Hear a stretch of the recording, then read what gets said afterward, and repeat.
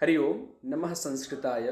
पुनः आप सभी के समक्ष संस्कृत व्याकरण के एक अत्यंत महत्वपूर्ण विषय को लेकर उपस्थित हूँ, जो आज का हमारा विषय है तुमुन प्रत्यय। यह परीक्षा के दृष्टि से भी अत्यंत महत्वपूर्ण है, इसलिए मैं आप सभी के समक्ष इस तुमुन प्रत्यय को लेकर उपस्थित हूँ। तो आइए इस तुमुन प्रत्यय को प्रारंभ करते हैं। प्रारंभ करने से पूर्व इसी प्रत्यय संबंधित कुछ प्रश्न दिए गए हैं। अंतिम में उन प्रश्नों को अवश्य करें तथा कमेंट बॉक्स जरूर बताएं कितने आपके प्रश्न सही हो रहे हैं। तो आइए आज बिना देर किए हुए हम इस प्रत्यय को प्रारंभ करते हैं। जैसा कि आपको स्क्रीन पर दिख रहा होगा, तुमुन प्रत्यय। तुमुन प्रत्यय का प्रयोग निमित्त बोधक क्रियापदों के निर्माण में तुमुन प्रत्यय का प्रयोग किया जाता है। निमित्त मतलब कि के लिए के अर्थ में, अर्थात धातु में के लिए के निमित्त या चतुर्थी विभक्ति के अर्थ में हम तुमुन प्रत्यय का प्रयोग करते हैं। यानी बस समझने की बात यह है कि तुमुन प्रत्यय निमित्त यानी किसी के लिए के स्थान पर हम क्या करते हैं, हम तुमुन प्रत्यय का प्रयोग करते हैं या चतुर्थी विभक्ति के स्थान पर प्रयोग करते हैं। जैसा कि हम लोगों ने कारक चिन्ह को पढ़ा था, कर्ता ने कर्म को करण से संप्रदान के लिए, तो हम तुमुन प्रत्यय को दो अर्थों में करते हैं, निमित्त के अर्थ भी करते हैं और चतुर्थी विभक्ति के स्थान पर भी हम क्या करते हैं, तुमुन प्रत्यय का प्रयोग करते हैं। अब आते हैं हम सभी आगे। कुछ उदाहरण दिए गए हैं और इन उदाहरण को समझेंगे। तुम क्या बनने के लिए पढ़ते हो। अब इस वाक्य में देख सकते हैं तुम क्या बनने के लिए शब्द आ रहा है। तो जहाँ के लिए शब्द आ जाए वह निमित्तार्थक होता है और निमित्त होता है, किसी के लिए होता है। और उस स्थान पर हम क्या करते हैं, वाक्य को सरलता से प्रयोग करने के लिए हम तुमुन प्रत्यय का प्रयोग करते हैं। जैसे तुम के लिए हम क्या प्रयोग करेंगे, तुम, और किम के लिए क्या, बनने के लिए। तो यहाँ पर हम भू धातु के साथ तुमुन प्रत्यय लगाएंगे तो क्या हो जाएगा, भवितुम। और इस वाक्य में सब्जेक्ट क्या है, त्वम है, तो इसकी क्रिया यानी वर्ब क्या होगी, मध्यम पुरुष एक वचन का ही होगा, तो हो जाएगा त्वम किम भवितुम पठसी। इस तरीके से एक और वाक्य दिया गया है, आप वाक्य देख सकते हैं, स्क्रीन पर दिख रहा होगा। वह गाय खरीदने के लिए यहाँ आता है। अब हम देख सकते हैं कि इस वाक्य में खरीदने के लिए, तो यहाँ पर निमित्त देख सकते हैं क्या है, तो गाय को खरीदने के लिए आ रहा है।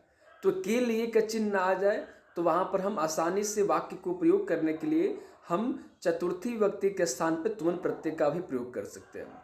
जैसे वह गाय खरीदने के लिए यहाँ आता है, तो सह और गाय खरीदने के लिए तो गाम क्रेतुम अत्र आगच्छति। यहाँ पर आधा च होना चाहिए, वो मिसप्रिंट हो चुका है, टाइपिंग एरर है, तो उससे अनदेखा करते हुए हमें क्या करना है, सह गाम क्रेतुम अत्र आगच्छति।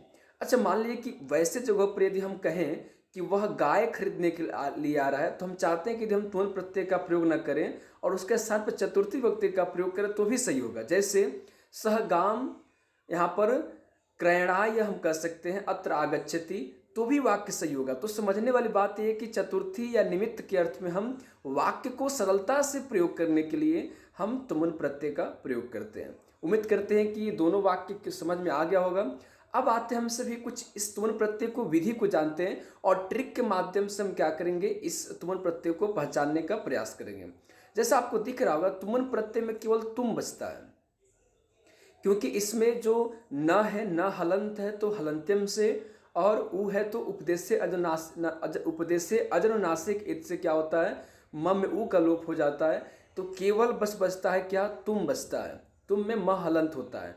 तो जहाँ कहीं भी धातु कोई भी प्रत्यय के अंतिम में तुम दिखे तो वहाँ पर हम क्या करते हैं, वहाँ पर हम तुमुन प्रत्यय का प्रयोग करते हैं। आप समझ जाएं कि यहाँ पर तुमुन प्रत्यय का प्रयोग हुआ है। जैसे इसका नियम क्या है कि मूल धातु और धातु के साथ प्रत्यय, और प्रत्यय को क्या हो जाएगा, कृदंत कहलाएगा। क्योंकि इसके आगे भी हम पढ़ेंगे कि धातुओं के साथ जिस प्रत्यय का प्रयोग किया जाए वह प्रत्यय कृदंत कहलाता है, और जिस संज्ञा सर्वनाम के साथ जो प्रत्यय का प्रयोग किया जाए वह प्रत्यय तद्धित कहलाता है। तो चाहे वह कत्वा, लेप या तुमुन, ये सब क्या है, धातुओं के साथ क्रियापदों के साथ प्रयोग किए जा रहे हैं, इसलिए सारे प्रत्यय क्या कहलाएंगे, कृदंत कहलाएंगे। जैसे उदाहरण के लिए पठ धातु है, पठ क्या है, धातु है, और इससे बनता है पठति, पढ़ने। तो यहाँ पर देख सकते हैं पठ है और तुमुन प्रत्यय जोड़ेंगे, तो पठ में तुमुन जोड़ेंगे तो तुमुन में केवल तुम बचता है, तो क्या हो जाएगा, पठितुम हो जाएगा। वैसे दृश्य धातु है, देखने, और दृश्य में हम तुमुन जोड़ेंगे, तुमुन में केवल तुम जोड़ेंगे तो क्या हो जाएगा, द्रष्टुम बन जाता है। उम्मीद करते हैं क्लियर हो गया होगा। अब हम आगे देखते हैं कि यहाँ पर कुछ इसी प्रत्यय से संबंधित कुछ प्रश्न दिए गए हैं और वे प्रश्न हैं जो हमेशा पूछे जाते हैं, जैसे श्रु प्लस तुमुन, क्री प्लस तुमुन, दा प्लस तुमुन, ज्ञा प्लस तुमुन तथा पा प्लस तुमुन। ये जो आप देख सकते हैं, ये 6 आपको उदाहरण दिख रहे हैं। ये सारे उदाहरण क्या हैं? तुमुन प्रत्यय के और महत्वपूर्ण उदाहरण हैं। तो हम इसे क्या करेंगे, इन प्रत्ययों को आप खुद से बनाएंगे और बनाने के साथ इसी के अंतिम में आप देख सकते हैं, वीडियो को रोककर हम पहले क्या करेंगे, प्रश्नों को बनाएंगे, उसके साथ यहाँ पर उत्तर दिए गए उन उत्तर का मिलान करेंगे और मिलाने के साथ साथ हम कमेंट बॉक्स जरूर बताएं कि हमारे कितने प्रश्न सही हो रहे हैं।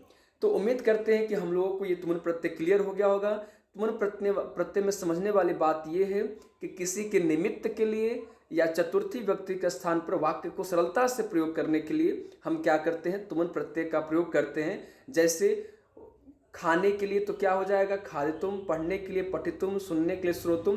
तो जहाँ कहीं भी के लिए चतुर्थी के स्थान पर हम क्या करते हैं, या निमित्तार्थक के अर्थ में हम चतुर्थी या तुमुन प्रत्यय का हम प्रयोग करते हैं। तो तुमुन में केवल तुम बचता है, बाकी अन्य जो शब्द है उसका लोप हो जाता है। तो उम्मीद करते हैं ये वीडियो समझ में आया होगा, और यदि वीडियो अच्छा लगे तो वीडियो को लाइक शेयर जरूर करें। और ऐसे ही महत्वपूर्ण वीडियो को देखने के लिए साथ ही साथ संस्कृत के कल्याण हेतु आप इस वीडियो को शेयर करें और अन्य लोगों तक पहुंचाने का प्रयास करें। उम्मीद करते हैं कि ये क्लियर होगा। तो फिर मिलते हैं एक नए टॉपिक के साथ, तब तक के लिए सभी को हरि ओम, नमो नमः।